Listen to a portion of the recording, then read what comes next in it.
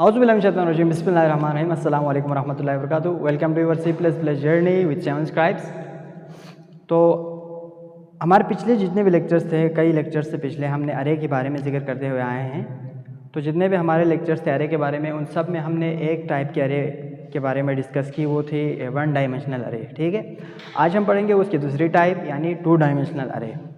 Two dimensional अरे का मतलब क्या होता है, हम उसको थोड़ा समझते हैं। तो सबसे पहले हमने वन डायमेंशनल अरे में देखा था। सपोज़ ये हमारे पास एक अरे है, उसमें 1 2 3 4, ठीक है, 4 वैल्यूज़ आ सकते हैं इसमें। ठीक है, तो हमने ये देखा था कि उस अरे में हर जो एलिमेंट था वो या तो एक इंटीजर वैल्यू थी या डबल हो सकते थे। अभी कैरेक्टर के बारे में हमने बात नहीं की, ठीक है, या फ्लोटिंग पॉइंट कोई वैल्यू हो सकती थी। ठीक है, लेकिन था क्या था, वो सिर्फ सिंगल एलिमेंट था, एक ही एलिमेंट था। ठीक है, तो हमने उस वजह से क्या कहा, उसको वन डायमेंशनल अरे कहा। अब टू डायमेंशनल अरे का मतलब होता है कि उस अरे की हर एक एलिमेंट का मतलब 1 2 3 4 एलिमेंट जितने भी है ना, ये इटसेल्फ एन अरे होगा। ठीक है, उसका मतलब ये है, पहले हमारे पास क्या था, सिर्फ एक एलिमेंट आता था ना इधर। अभी मैंने क्या रखा, उस एक एलिमेंट की जगह पे 4 और एलिमेंट रख दिया। सपोज 1 2 3 4। ठीक है, अब इसको हम कहते हैं, इस तरह के हम कहते हैं टू डायमेंशनल अरे। इसी तरह सेकंड एक एलिमेंट था। फर्स्ट वन डायमेंशनल अरे के केस में तो ये एक एलिमेंट ही होता था। टू डायमेंशनल अरे के केस में क्या होगा, ये इटसेल्फ एन अरे होगा। ये एलिमेंट खुद एक अरे, वन डायमेंशनल अरे। ठीक है, फिर तीसरी जो है वो भी इसी तरह, चौथी जो एलिमेंट होगी वो भी इटसेल्फ एन अरे होगी। ठीक है, कहने का मतलब ये है कि जो फर्स्ट एलिमेंट आप जब स्टोर करेंगे तो आप क्या करेंगे, उस अरे में सिर्फ एक वैल्यू आप स्टोर नहीं कर सकते। उस अरे के फर्स्ट एलिमेंट में आप एक वैल्यू स्टोर नहीं कर सकते, आप मल्टीपल वैल्यूज़ आप स्टोर कर सकते हैं। पहले केस में क्या होता था, वन डायमेंशनल जब हम अरे बनाते थे तो ज़ीरो इंडेक्स पे सिर्फ एक वैल्यू आ सकते थे। ठीक है ना, अब क्या होंगे, ज़ीरो इंडेक्स के ऊपर मल्टीपल वैल्यूज़ आएंगे, वन इंडेक्स के ऊपर मल्टीपल वैल्यूज़ आएंगे, टू इंडेक्स के ऊपर मल्टीपल वैल्यूज़ आप स्टोर करेंगे। तो इसको हम कहते हैं टू डायमेंशनल अरे। टिपिकली हम ये भी कहते हैं जनरली कि ये जो है ना टू डायमेंशनल अरे रो और कॉलम की फॉर्म में डेटा को स्टोर करते हैं। अब ये काम कहाँ पे आता है टू डायमेंशनल अरे। सपोज एक टीचर है जो 50 स्टूडेंट्स को पढ़ाते हैं, ठीक है ना, और टीचर चाह रहे हैं कि मैं अपने जो स्टूडेंट्स के जितने भी टेस्ट होते हैं मंथली, यानी टेस्ट 1 टेस्ट 2 टेस्ट 3 टेस्ट 4, इनका रिकॉर्ड अपने पास रख लूँ। ठीक है ना, तो टीचर्स के लिए क्या चाहिए, 50 स्टूडेंट्स है तो जाहिर सी बात है हर स्टूडेंट्स के मल्टीपल टेस्ट होंगे। ठीक है ना, यानी टेस्ट 1 टेस्ट 2 टेस्ट 3 टेस्ट 4, और उस स्टूडेंट की आईडी भी होगी। उस स्टूडेंट की उस आईडी के मुताबिक उनके जो मार्क्स है उनको डिफाइन करेंगे या उनको फाइंड करेंगे। ठीक है, तो उसके लिए एक टीचर को 50 अगर स्टूडेंट है तो 50 अरे चाहिए। ठीक है ना, अब 50 अरे आप बनाएंगे तो क्या होगा, आप कर तो सकते हैं, मतलब 50 अरे का मतलब है सिंगल डायमेंशनल अरे आपने बना दिया। ये अरे स्टूडेंट नंबर 1 के लिए, दूसरी अरे स्टूडेंट 2 के लिए, तीसरी अरे स्टूडेंट 3 के लिए। इसी तरह एक टीचर को 50 अरेज बनाना पड़ेगा, और हमें नहीं पता कि वो अरेज मेमोरी के अंदर किस तरह स्टोर होंगे। सपोज फर्स्ट एलिमेंट के जितने भी फर्स्ट अरे के जितने भी एलिमेंट्स थे, सपोज वो तो कंसेक्टिवली स्टोर हो गए।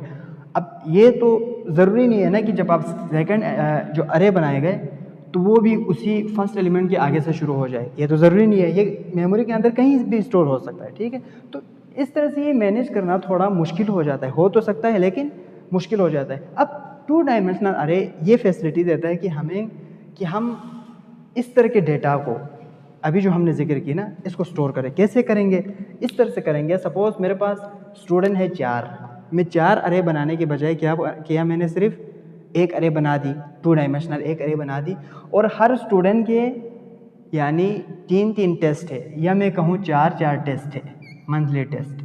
ठीक है ना, तो मैं क्या करूँगा, ये हो गया फर्स्ट स्टूडेंट का। फर्स्ट स्टूडेंट की सपोज मैंने इधर उसकी आईडी रखी, रोल नंबर रख ली, इसमें टेस्ट 1 के स्कोर रख ली 40 आ गया, इसमें टेस्ट 2 के स्कोर रख ली 50 आ गया, इसमें टेस्ट 3 के स्कोर 60, इसमें टेस्ट 4 के जो स्कोर है वो 70।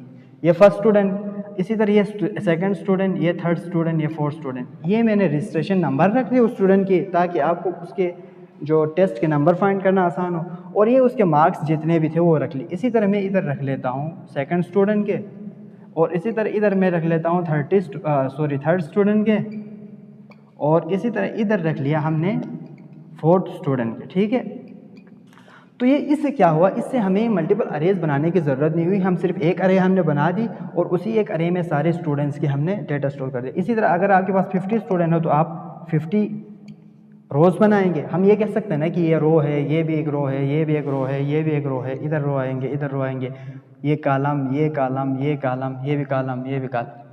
तो रो और कॉलम की फॉर्म में 2 डायमेंशनल अरे आपको डेटा स्टोर करने की फैसिलिटी देते हैं। अगर आपके पास 50 एलिमेंट्स है तो आप 50 रो बना देंगे इस तरह से। ठीक है, और इसी तरह अगर आपके पास टेस्ट ज़्यादा हैं तो आप टेस्ट को ज़्यादा कर सकते हैं इधर। ठीक है ना, 5 6। तो 2 डायमेंशनल अरे में हर फर्स्ट स्टूडेंट की जहाँ पे ख़त्म हो गई वहीं से सेकंड स्टूडेंट के शुरू, वहीं से थर्ड स्टूडेंट के शुरू। ठीक है ना, तो ये आपको आसानी पैदा होगी।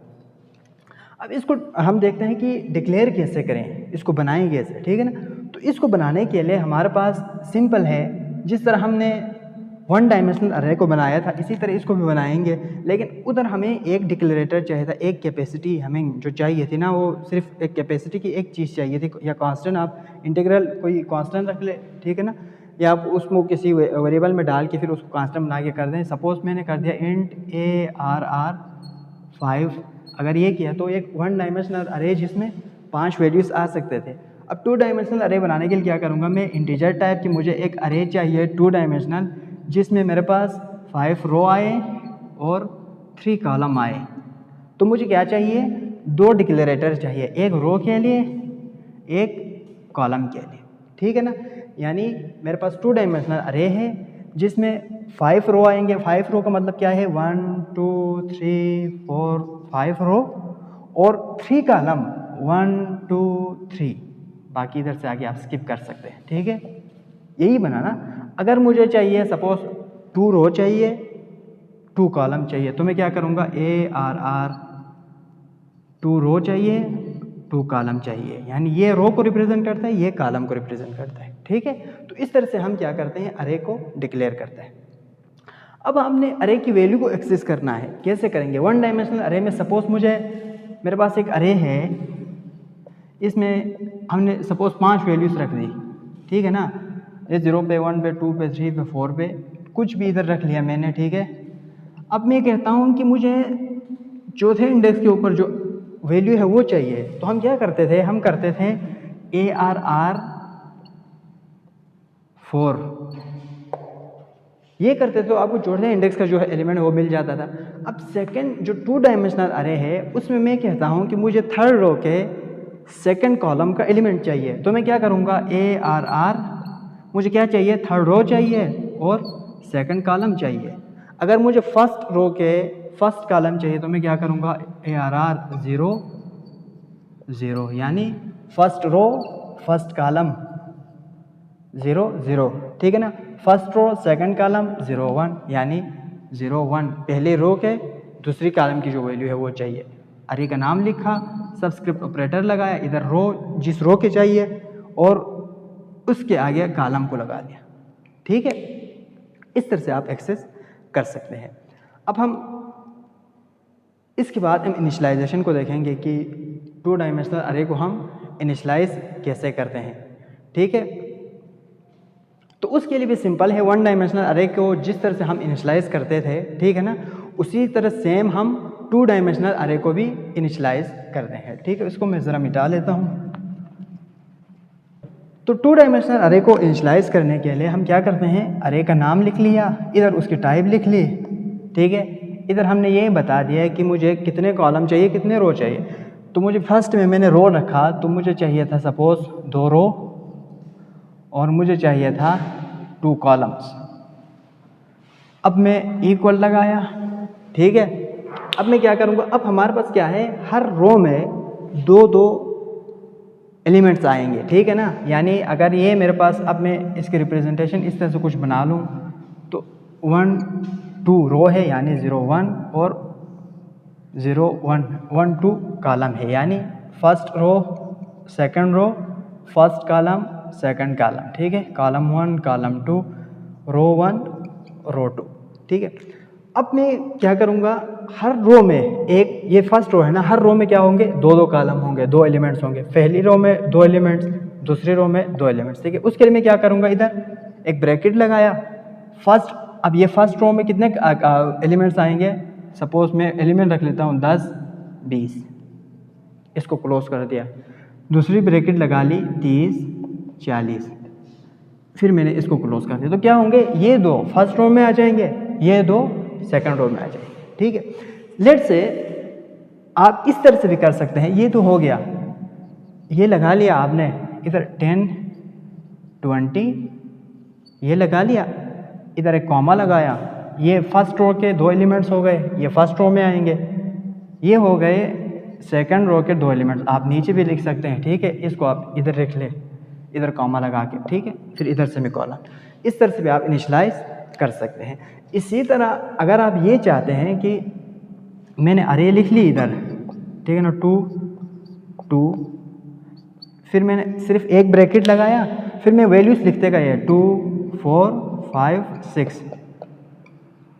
अब हमने कहीं पे ब्रैकेट लगा के स्पेसिफाई नहीं किया कि ये फर्स्ट रो में आनी चाहिए या सेकंड रो में आनी चाहिए। तो क्या करेंगे, खुद ब खुद अरे की जो डायमेंशन जो हमने इधर डिक्लेयर करते हुए हमने दी है, उसके मुताबिक ये चली जाएगी। अगर इधर दो कॉलम्स है ना, तो इसमें से दो वैल्यू उठा लेंगे, फर्स्ट रो में रख लेंगे, फिर अगले दो वैल्यू उठा लेंगे, सेकंड रो में रख लेंगे। अगर बाकी है तो दो कॉलम उठा लेंगे, सॉरी दो वैल्यूज, फिर उसको थर्ड रो में रख लेंगे।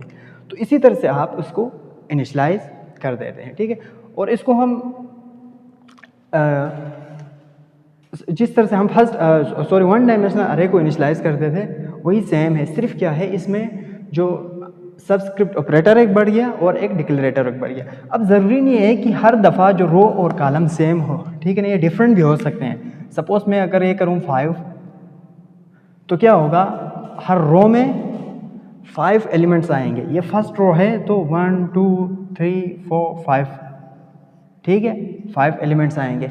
इसी तरह सेकंड रो में भी 5 एलिमेंट्स आएंगे, थर्ड रो में भी 5 एलिमेंट्स, अगर थर्ड रो होता, अगर इधर क्या है सेकंड रो तक है, ठीक है।